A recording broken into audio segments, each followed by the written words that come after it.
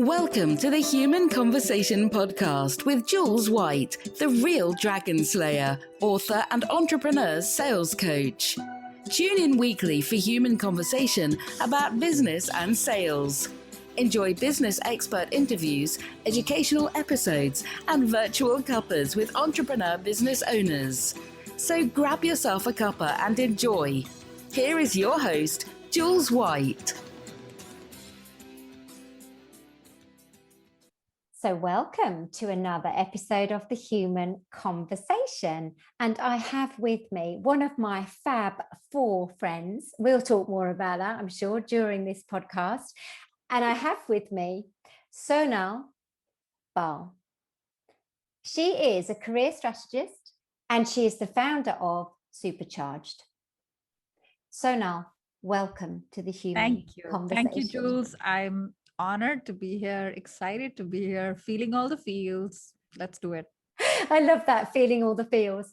So listen, the Fab Four is a program, a room, a session, who knows what people call it, on Clubhouse, which is on every Monday night at 8 p.m. So I'm just going to make sure that everybody knows that's how we've met. And slightly before that, it was on LinkedIn, but really how we've met and got to know each other is through being in the Fab Four in our Clubhouse room, which is every Monday. So it's the Fab Four Friends, and we have so much fun in there. So if anyone wants to join, there's always a link in the comments to do that.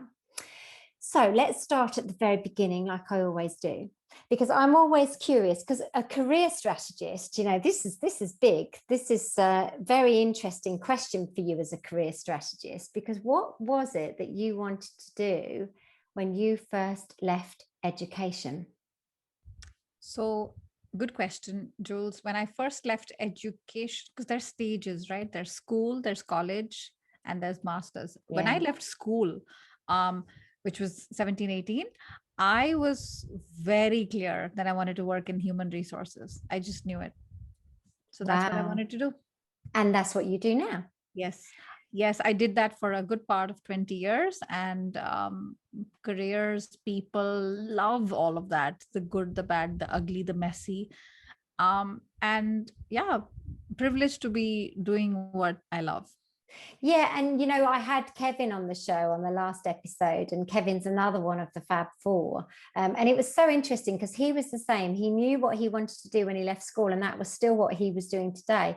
But you do find people do have these really strange things that they want to do compared to what they end up doing. So it's always quite a curious question. So I do want to clarify, though, that just because some of us knew what we wanted to do when we were 18 and we're lucky and privileged to be doing that today, it does not mean it's been easy or without doubt. Because at every step of the way, when things don't go your way, and in my case, for example, I want to do this. I want to work in this company. I want to do this program from this university. And you get rejected. The first reaction is, yeah, something's wrong with me. So instead, let me do something else. And that happened with me. And I got seduced by a fantastic program in journalism in one of the best colleges in India. And I'm like, I'm going to do that.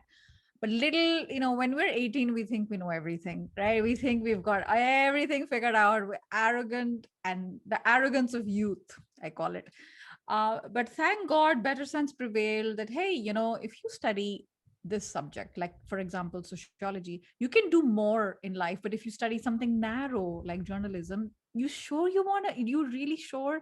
So yes, I knew what I wanted to do, but all those little obstacles, the best one being self-doubt, which is a big one, they creep up, and they have crept up the whole time. So did they kind of divert you slightly, even though you came back on course? Is that what you were saying? So did you actually do the journalism program? I didn't, but I very seriously considered it. And I went through, you have to go through a bunch of entrance exams. You get invested in it. And then you're like, oh, I've got in now. It's sunk cost. Like, I have to do it. Do I really want to do it? So just because it looks like there's clarity from the beginning, it's not always what it looks like. That's what I'm saying. Yeah, no, it's really interesting. I'll probably come back to your kind of career and work side later in the conversation. But I obviously want to start with a little bit more about you, because were you born in India? Yes, born and bred, originally Yeah. from New Delhi, lived my whole life there till I was 26. One of the things I seem to remember you saying was that you hadn't traveled, hadn't gone anywhere. And then all of a sudden you've literally been all over the world. So I'd like to explore that with you, really. Yeah, life is so funny. And you tend to think, oh, everyone's going everywhere but me. Why not me? And life is passing you by, and people take these great flights, and you're like, oh, I'm never going to be able to afford to fly like that. So what happened was, um, I was 25, almost 26 when I got married, and the guy I was seeing, who ended up becoming my husband, had a brilliant opportunity while we were dating to do marketing and head marketing for South America for his company. And I had just got promoted at GE Capital. I was in HR, living the dream, and decided, oh, that's fantastic. So after we got married, like literally within 2 months after we got married, I followed him. So I became the trailing spouse. I don't like the term, because trailing makes me feel like, I'm coming along for the ride. I don't have any power. I don't have any, like, my own value feels diminished. But essentially, in layman's language, that's what it was. And moved to the other side of the world, which is Uruguay in South America. Amazing. And 1 year later in Chile. Uruguay is on the east part of South America, tiny little football shaped country between Brazil and Argentina. And I had to see all of this on the map. And Chile's on the western, the Pacific coast. So it was like, okay, this is so interesting. Like, this part of the world, so exotic, never been here. And then came to Europe to study and do my MBA, and traveled all around Europe.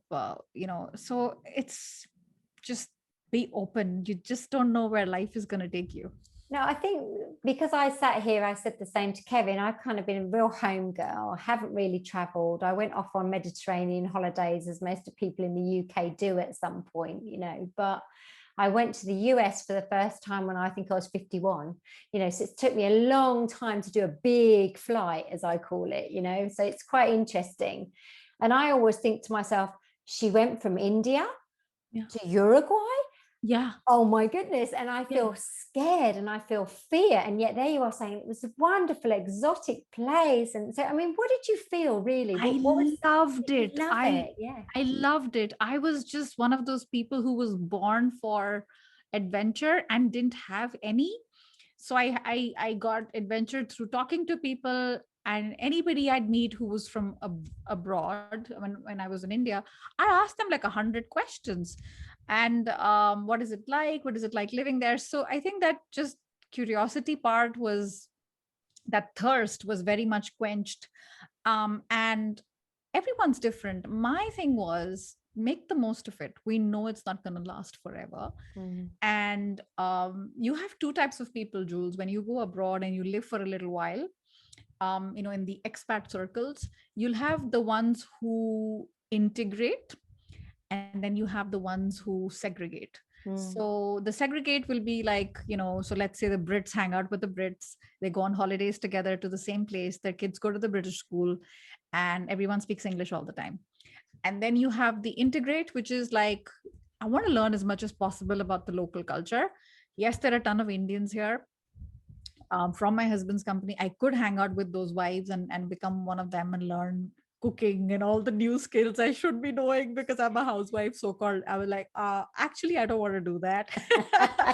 And travel as much as possible. And the best decision I made, thank goodness, was pick up the books and start learning Spanish. Because that was one way to get an entry into the labor economy by being productive. I wanted to, my definition of productive was, am I earning something for myself? Because I've always been, financially independent. And it's something that that's important to me. We all have our values. I'm not saying that those who were not working, they're not important, or what they do is not important, but it's different, right? And for me, that's my yardstick.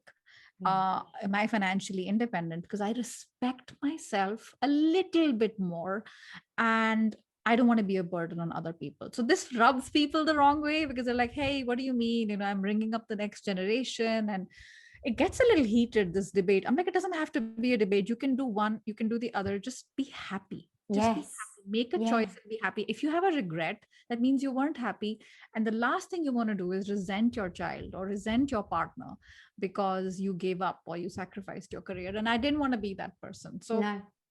I would say our strategy was, it sounds so cool, but when we were in it, we didn't think we had any strategy. You just go with the flow.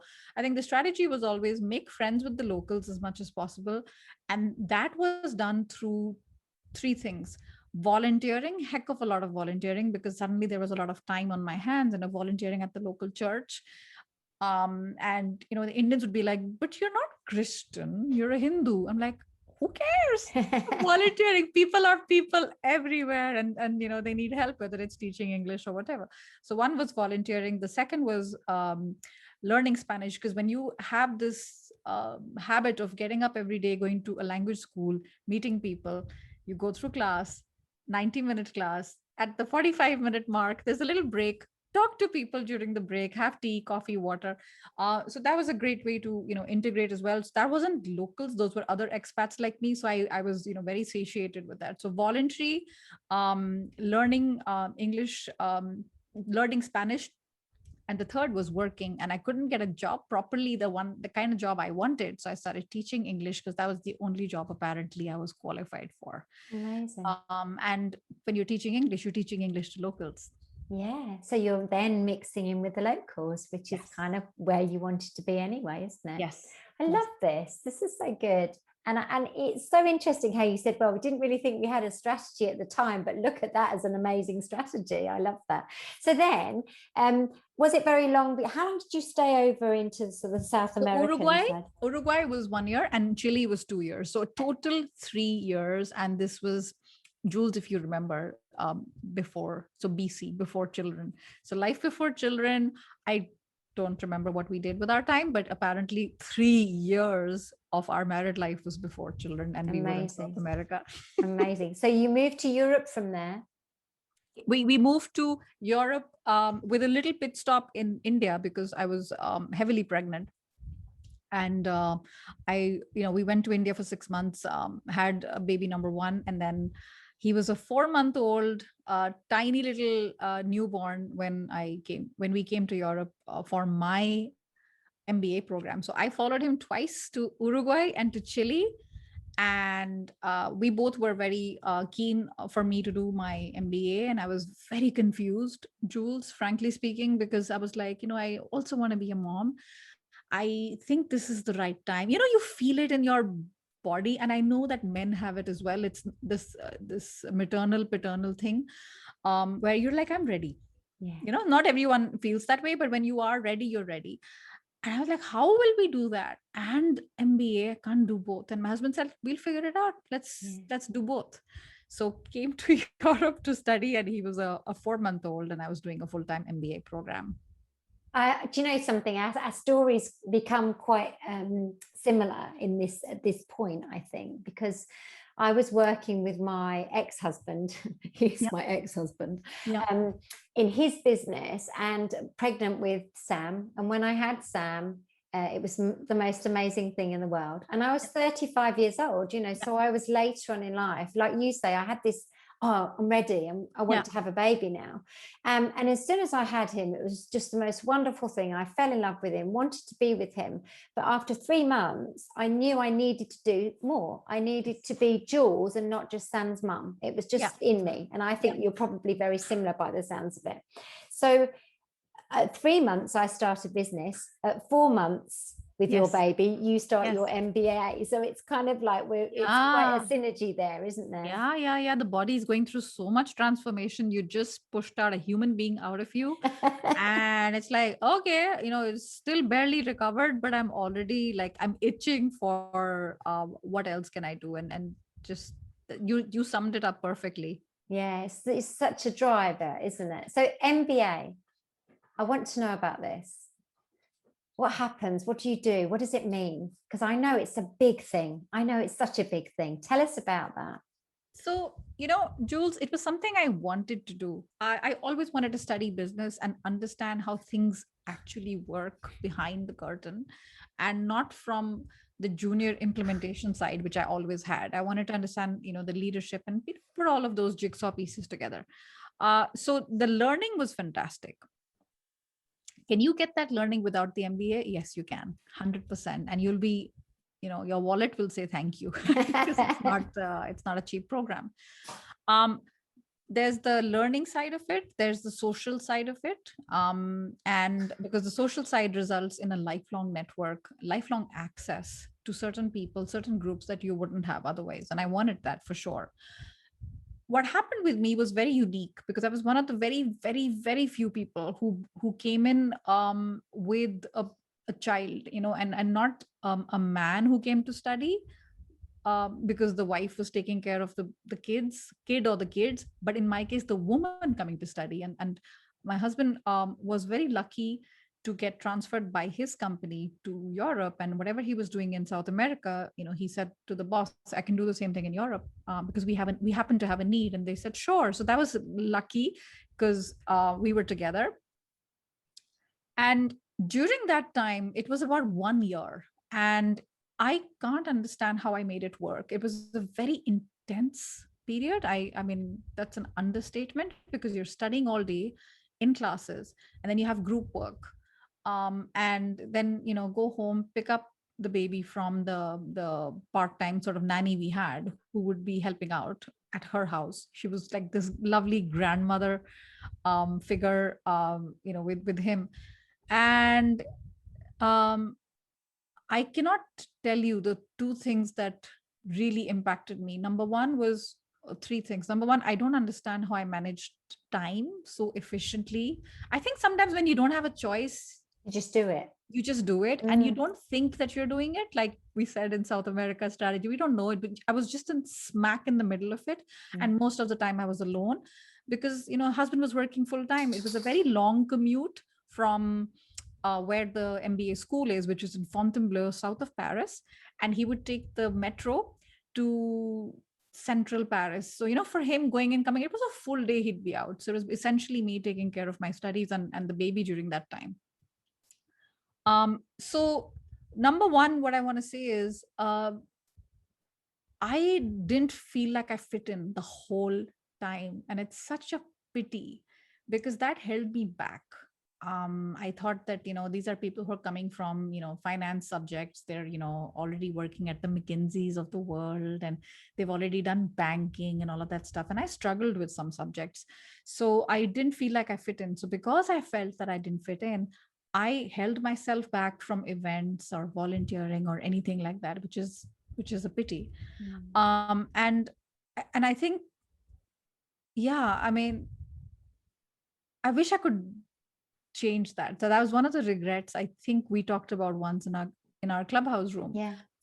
Because the self-belief wavers in our life. And when I talk about this story, I feel a little more open to talk about it now, but back then it was very raw because it's been a while. I graduated in July 2009. So we're recording this in July 2021. Yeah. So it's been a good 12 years. And in these 12 years, there's been a 5-year reunion and a 10-year reunion. And I didn't go to either of them because I just felt like I didn't belong. Oh, that's so and sad. it's so silly. Because when I was there, I felt, number one, guilty a lot. Baby, how are you doing everything? So that mom guilt, dad guilt, whatever, parent guilt, that's real. That's very real. And the second, lack of confidence, don't feel like you belong. So, outwardly there would be a show of confidence, but deep down, like, shaky. So yeah, it was what it was, but managed to graduate quite successfully considering everything that I'd been through. And when I say successfully, I don't mean with grades and stuff like that, because I really struggled with some subjects. When I say successfully, I mean, I graduated right in the midst of a huge financial crisis. If you remember, Yeah, I do. 2009. Yeah. So that was, I mean, after COVID, definitely that was the worst time to graduate. Yeah. And I managed to get like 5 serious offers from some fantastic companies, 2 of them in the UK, in fact, and in Paris and Zurich. And I was like, wow, I have the luxury of choice. Like, what is going on? So I felt like all of the stuff that I'd been through, it kind of made up for it by just having a choice and not being in that position where, okay, I've just graduated, I don't have a job in hand, do I go back to India? We didn't feel ready to go back to India yet. We also, you have to see some return on investment. It was a very expensive program, and I wanted to start working so that I could, feel better about spending thousands of euros on something that I didn't see an ROI on. Yeah. And I think that if I had to, dissect it, the thing that helped me was just razor sharp focus on, okay, what do I need to do to graduate? And second, I don't have any network. I don't know anybody in Europe, but what I'm going to do is I'm going to reach out to people on my own. And I'm in the CV book. Okay. Somebody called me because they saw me on the CV book. Okay. They want to meet, they want to do a phone call. And I would say things like, hey, why don't I come over and see you? So I would do that at my own expense. These were longish trips, and I would, take care of financing these myself. Those things, when I did them repeatedly, they made a huge difference, because I also had the hat of an HR person, right? So I also knew what they're looking for. I've been on the other side. So all of that helped. And it was definitely worth it. I think it's so interesting listening to you, because I sort of sit here thinking that was some painful stuff actually right there that you've described, emotionally painful stuff. And how cool would it have been if we had never made the assumptions that we made? We'd never thought the things that we think, which are basically internal things, what else could have happened? However, look what did happen, even with all of that going on. So how amazing is that? I mean, it's truly inspiring that you've done that, Sonal. It is. And, it took, and anyone who's listening and you're like, oh gosh, I can relate with it. People are like, yeah, but you come across as so confident. Really? Like this? Like, first of all, don't judge the book by its cover. Yeah. and secondly, it took a coach that I was working with in October 2019. So this is 10 years, because I graduated in 2009. 10 years later, when we peeled back all the layers of everything that I'd been through, and I had, just a few months ago skipped the 10-year reunion because I was busy, I was like in courts. Yeah, I have other stuff. Yeah, sure. And these were excuses. And with her, I worked it out. How much of that fear was actually, true? Like, yes, you did struggle. Yes, the group, that little working group that I was with, they used to judge me because I didn't really contribute. And I was called things like a freeloader. Like, that hurt me so much, because I always felt like I want to do my best, but I didn't understand certain subjects. So I was like, let them take the lead. What do I need to do? And I'll do bare minimum just to graduate. Because I honestly, between a baby and not following subjects, I was full-fledged traumatized. So what I'm saying is, it took 10 years for me. And if I can help with, anyone who's listening, and like, if there's one thing you remember from this conversation and nothing else, please don't take 10 years like me. And if it has been 10 or 20, you've got control. And doubt and self-belief is a choice.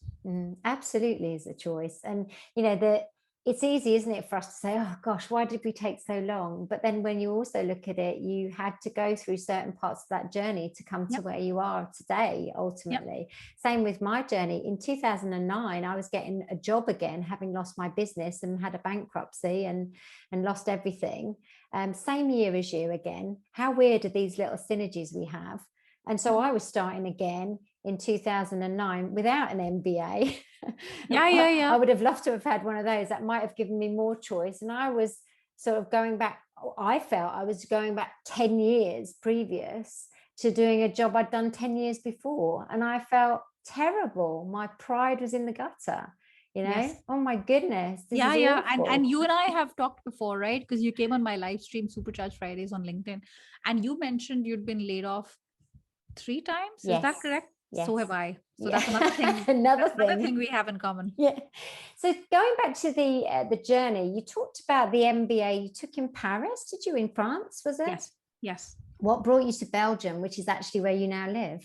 So that's the on-campus recruitment that was going on, and one of the 5 offers that I was lucky enough to have was with a Dutch telecom company in Belgium. So that brought me here, and I if anyone's listening who has a choice, which is a great place to be, but it does have its own set of problems, like how do I choose between A and B? For me, it was very clear. I chose, number one, the position was meaty enough, and number 2, the boss. There was this lovely British gentleman that we just got along, he and I, when we met. So the position and the working culture based on my interaction with the boss and the other people that I'd interviewed with. And location helped for sure, because there were certain, after having moved so much, I wanted to be in a position, in a location where my husband could follow me easily again without, too much of disruption. So that's what brought us to Belgium. I love that. So at what point did you start your own business then? Much later. Between starting, I got laid off twice. So this Dutch telecom company, it lasted, with my role lasted only a couple of years, because they had a change of management, and we all know what happens with change of management and new priorities. And they asked me to move to The Hague in the Netherlands, and I said no. I was like, that's ridiculous. We've done 5 moves in 6 years, so that's not going to happen. And then I wanted to work again, Jules. I was not able to find work, so 2011 was a little difficult, and we decided, okay, it's not happening, so what do I do? We were also trying for our second kid, and then when I got pregnant, I was like, okay, am I going to be that person that starts in a new company with a slowly expanding tummy, and in 6 months I'm out? I just didn't want to do that. It didn't feel like it was for me. So took a break, Jules, quite a sizable break of 2.5 years, which may or may not seem like a lot to someone listening to us, but when you've just been through a very expensive MBA, 2.5 years feels like, wow, what am I doing with my life? Like, I love, as much as I love my baby, but diapers, laundry, feeding, baby food, all of that stuff, that was my life during that period. And then I was ready to get back to work, and your confidence is in the gutter, like you said, when you've been away for so long. But luckily, thanks to LinkedIn, and it's thanks to LinkedIn a few times, actually, because in Chile, when I was working at PwC, it was because of 2006. It was thanks to LinkedIn, because there was a serendipitous moment where I met someone thanks to LinkedIn. So I got headhunted by a company, and which was in the mining and chemical business. So I worked there for about a couple of years. It didn't last long again, because there was massive restructuring, and my position was made redundant. So I had made a few people redundant. Like, I had terminated their contracts, because in nature I have to do that. Yeah. But I did not expect it to happen with me. So that was a rather unpleasant business that I went through. And then took some more time to find the next one. And then again, got headhunted again by a food ingredients company. And that was for 2 years, Jules. And that was, as much as I learned and it was interesting, it was also a period where I was very unhappy, and I didn't find that my role had any impact. So it took a lot of courage for me to say, actually, I don't want to do this anymore. Without a job in hand, I had no job in hand, and I decided I don't want to do this anymore. So when I quit, this was 2018, and I had no prospects, nothing. I reached out to a bunch of people, and they all were very interested. They said, oh, you're so wow, you're so exotic, and you speak all these languages, because I'd learned to speak French fluently when I came to Europe. So I had French, I had Spanish, and I had worked in all these interesting countries. And I said, okay, thank you. So where are the jobs? Like, where are the jobs? Like, show me the money.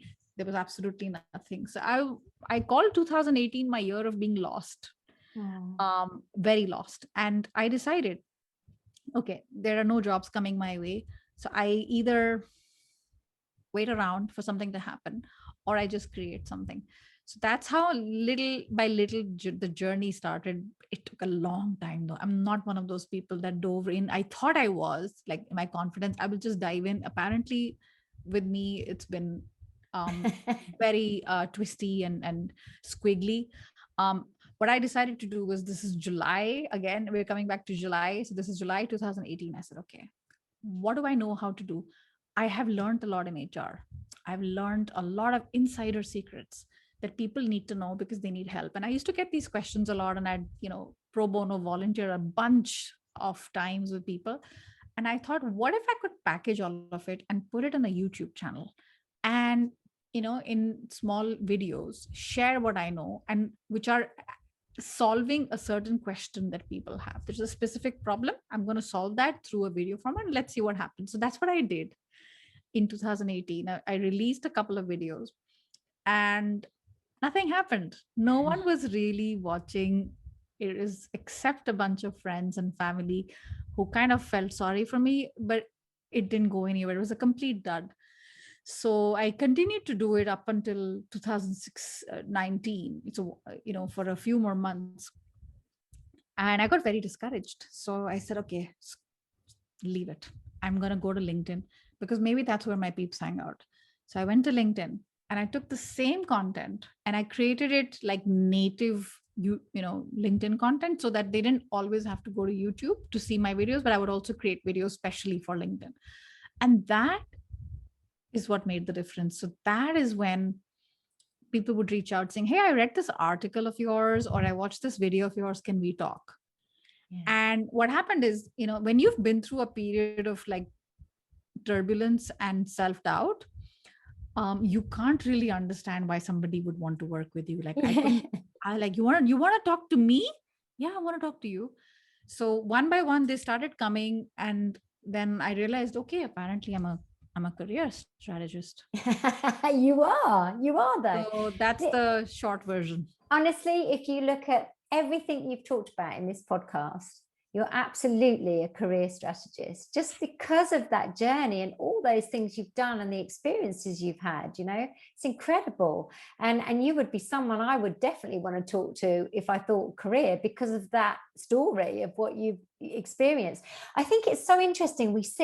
I've done this myself, and I've said, everybody knows what I know about sales, and you can't believe that people would not know something. So why would you even be able to help them? I call that apparently it's called the curse of knowledge. But we have to embrace it, like you said, don't we? So I love this. And also, of course, LinkedIn brought LinkedIn Live on stream, didn't they? Which was a new feature, which I'm still waiting to get. Yeah, there's a very interesting, yes, I know, I feel for you. If anybody deserves LinkedIn Live, it's you. There's a very funny story behind it, because I applied to LinkedIn Live when I saw others having LinkedIn. I'm like, oh, that would be so awesome to do, right? So I applied because, the listener, if the viewer, if they don't know, you have to apply. Unlike Twitter, YouTube, Facebook, you can go live on most platforms, but for LinkedIn, it's a bit of a process. So I applied in November 2019 and didn't hear back, except the usual standard reply. Then I applied in December 2019, same reply. I applied in January 2019. And that is when something very interesting happened. I don't know if there's a correlation, but I like to think that there is. I released a video on my LinkedIn and my YouTube. Remember, it's 2020, so I still had 3 views on my YouTube. Nobody was watching. I released this 2-minute video saying, so this was 1st of Jan 2020. And I call that the period of hope, because COVID was not a thing. No. We all have these huge plans for our life and for our career, etc. So I released this video talking about New Year resolutions. And I said, what a sham they are. They don't really work. What if instead you focus on one micro goal and you do that the whole year, and 365 days, you just focus on that micro goal, and that's it. So I said, okay, I'll give you my example, because I wanted to get the juices flowing. And that video did really well on LinkedIn, but not on YouTube. And why am I talking about YouTube again and again? I'll come back to that later, because I know something hilarious happened. I do. Something hilarious happened with YouTube later. And I said, my micro goal, for example, is what if I could help one person a day, whatever that looks like. If I'm driving and they want to cut through and go in front of me, or in a supermarket line, that's fine. Help one person a day. You don't know what they're going through. And I just left it. And I kid you not, it was less than 2 weeks later. Again, I applied. I think I applied like 3 or 4 times to LinkedIn, and I get a email saying, "Hey, you're accepted." And I said, "Fantastic, fantastic."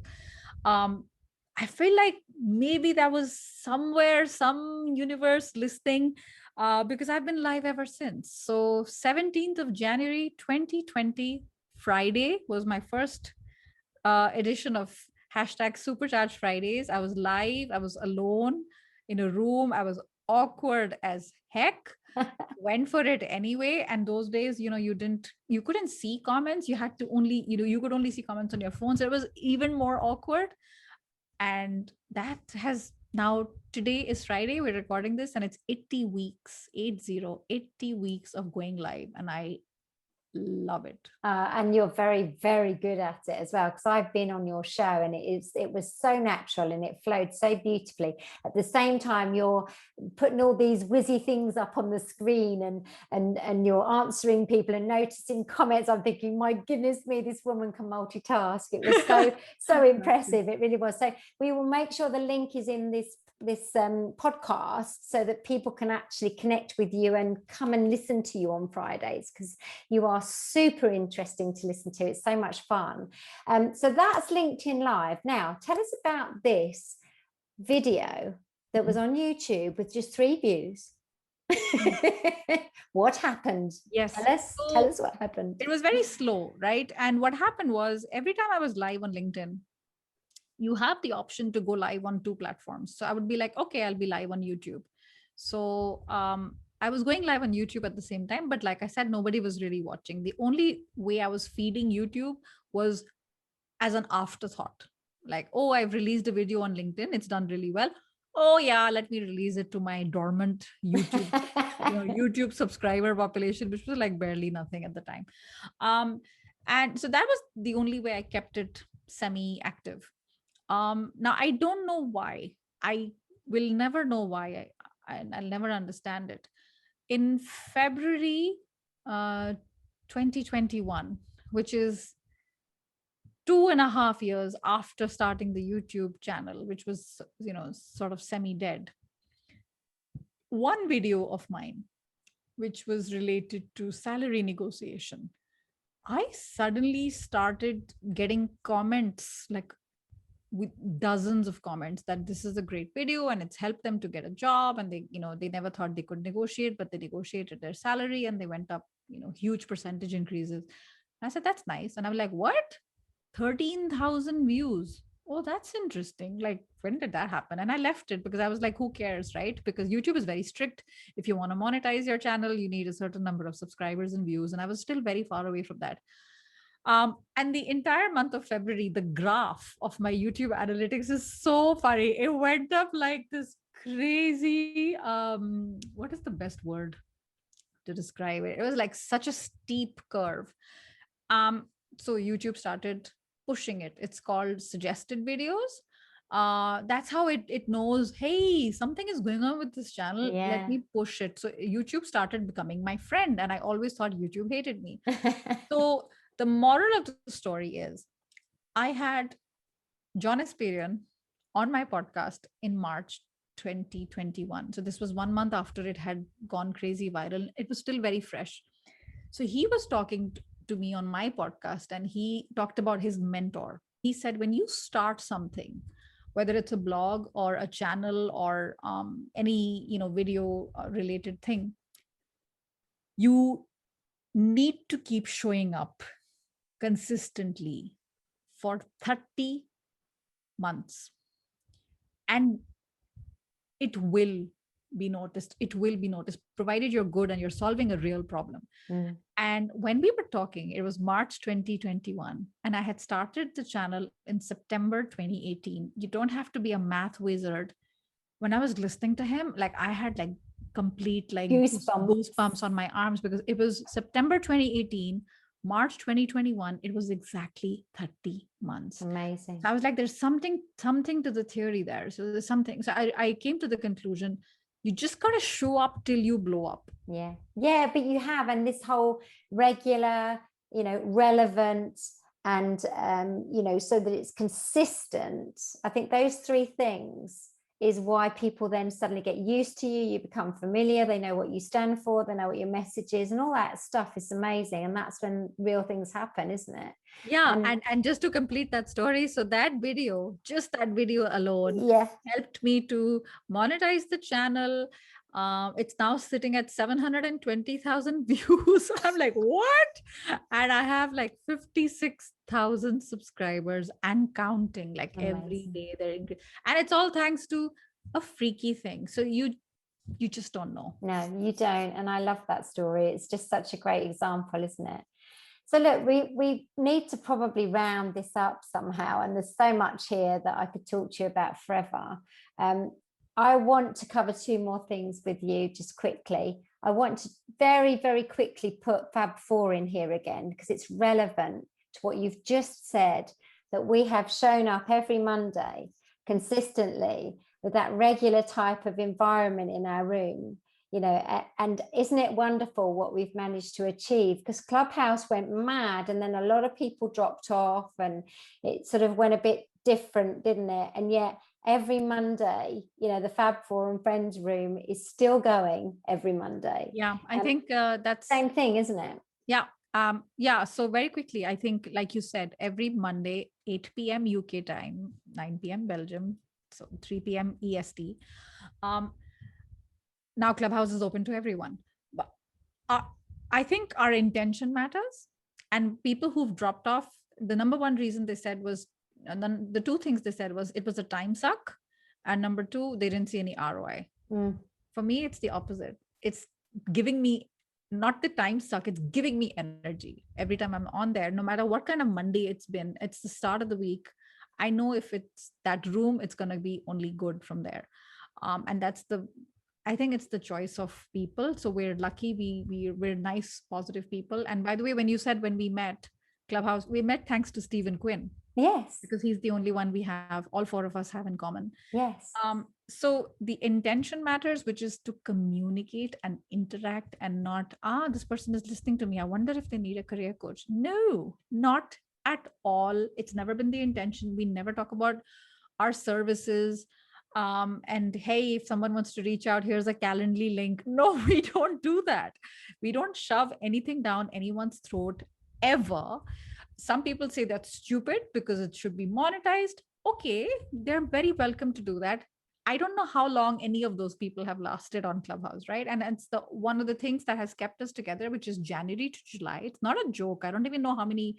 Good Lord, it must be like 35 weeks already. Must be, yeah. That's a commitment, is to have a conversation. We have a topic, which is kind of helpful. So we don't sort of do drunk driving here and there. We stay on course, but when we are on course, we have so much fun. We laugh, we sing, we've had tears. So it's what you and I are doing, human conversation. Yeah, absolutely. That's so beautifully summed up. It's so true. All of that. We've laughed, we've sung, we've had tears. We laugh most weeks, but we've story told, haven't we? Every week there's some amazing. Yeah. It's all true stories. Nobody's amazing. Lecturing anyone. No. We're talking about our experiences. Yeah, I love it. And I love being part of the Fab Four. So now, why do people come to you? If somebody's listening, why are they going to want to connect with you for, a reason for you to help them? So if, anyone who's interested, you're more than welcome to reach out to me on LinkedIn with a very personalized message about what you took away from this conversation with Jules, and not, please don't be tempted to, because I'm a career strategist, I have to talk about this a lot with my clients. Do not be tempted to click on connect. If you do that on mobile, take the time to personalize it. And it would be great to connect with anyone who's a fan of Jules, because I already know automatically that you're my kind of people. What I do is essentially help people anyone from anywhere. I have my niche and I have my target client, my buyer persona. I have all of that. I don't want to bore you with that.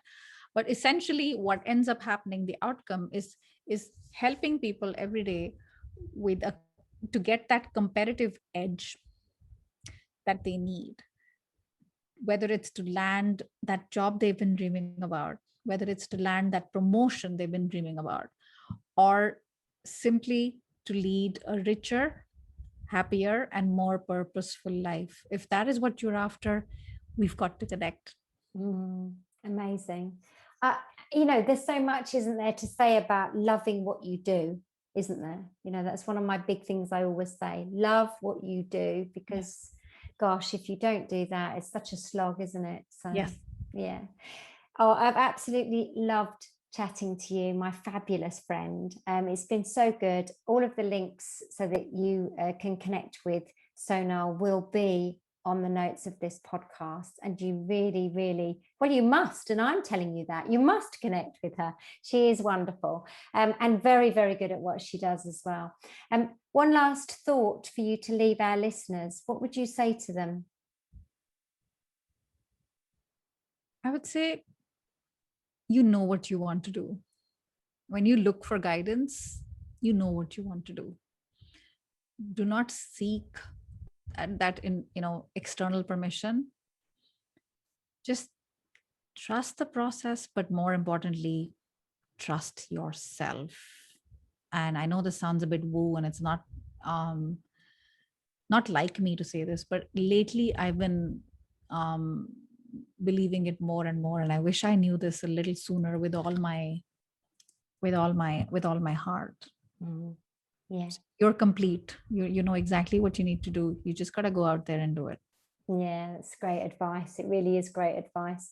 Thank you so much. I've adored this human conversation. And listeners, I hope you've enjoyed listening to us chat together. I think there's a lot of inspiration in this podcast episode. I think if you listen to the things that Sonal has achieved in her career, and also the messages she's told us about, her thoughts, what she's learned, then this is a very, very fruitful podcast indeed. So please subscribe on the platform that you've listened to. We are on Stitcher, we're on SoundCloud, we're also on Spotify, Apple Podcasts, and you can see our beautiful faces on YouTube because it will be published on there too. But for now, everybody, until next time, thank you for listening. Ta-ta for now. You've just been listening to the Human Conversation podcast with Jules White. To find out more about the other work that Jules does, please visit her website, www.liveitloveitsellit.co.uk. And if you enjoyed the podcast, then please do leave a rating and review on the platform you use to enjoy her show. Thanks for listening, and see you next time.